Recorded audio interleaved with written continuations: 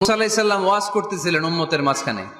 এক উম্মত দাঁড়ায় বলে, ইয়া নবী আল্লাহ মান আ'লামু ফিল আরদ, হে নবী মুসা, একটা প্রশ্ন। কি প্রশ্ন? আপনি বলেন তো বর্তমান পৃথিবীতে সবচেয়ে বড় জ্ঞানী কে? মুসা আলাইহিস সালাম বলে, আমি।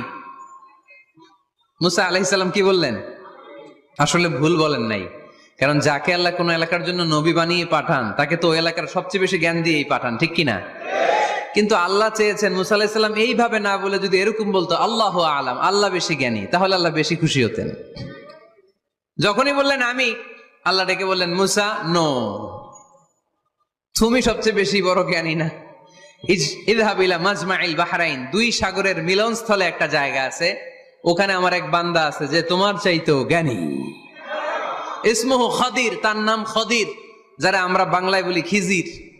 খিজির আলাইহিস সালাম বলি না, আসলে ওনার নাম কি? খদির।